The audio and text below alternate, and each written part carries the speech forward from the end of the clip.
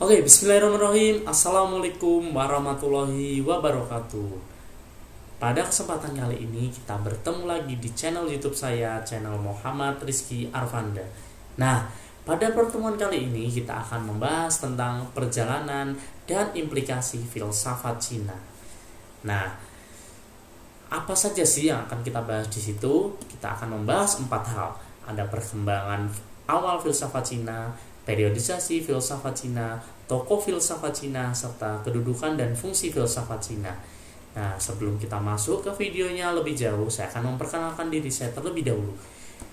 Nama saya Muhammad Rizky Arfanda, program studi Magister S2 Pendidikan Bahasa Inggris, Universitas Muhammadiyah Malang.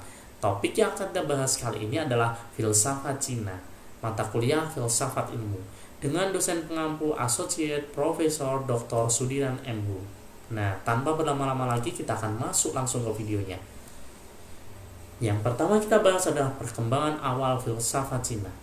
Bagaimana sih perkembangannya? Cina kuno itu sudah ada sebelum periode Neolitik 5000 sebelum Masehi, baik di sebelah timur laut dan barat laut. Nah, pada periode tersebut, kehidupan komunitas suku berpusat pada penyembahan dewa-dewa leluhur dan dewa-dewa alam. Nah, fun fact-nya adalah filsafat Cina adalah salah satu filsafat tertua yang ada di dunia juga nih.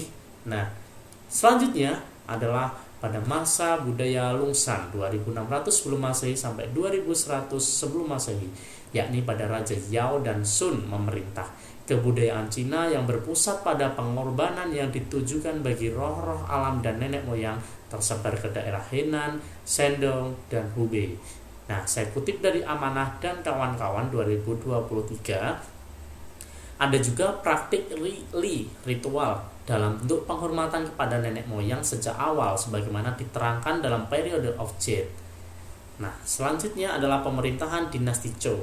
Saya kutip juga dari Amanah 2023, pemerintahan dinasti Zhou mengalami perpecahan dan perang berkecamuk di antara raja-raja kecil yang menguasai wilayah yang berbeda.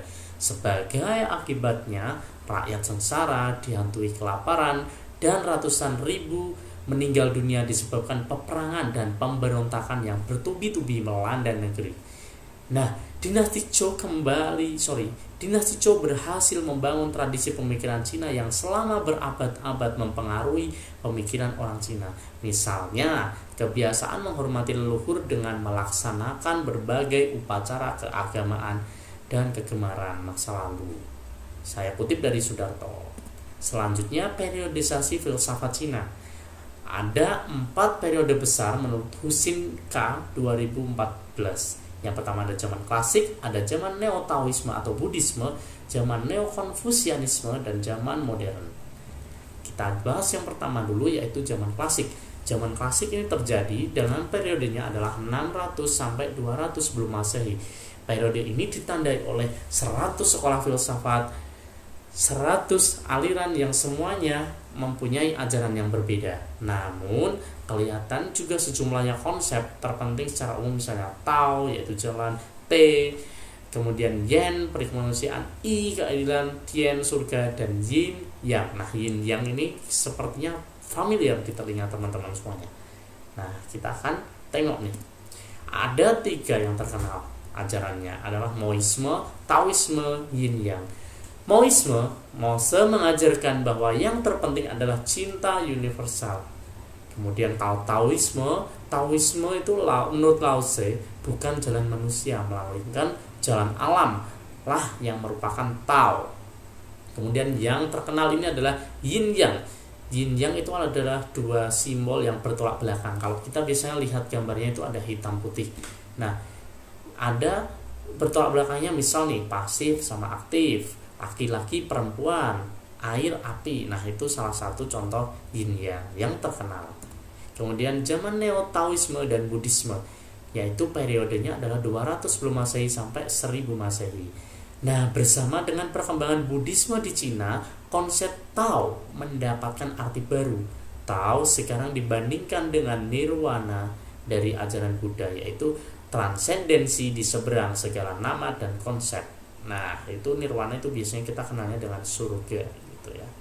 Next ada zaman Neo-Konfusianisme 1000 sampai 1900 Masehi. Dari tahun 1000 Masehi, Konfusianisme klasik kembali menjadi ajaran filsafat terpenting.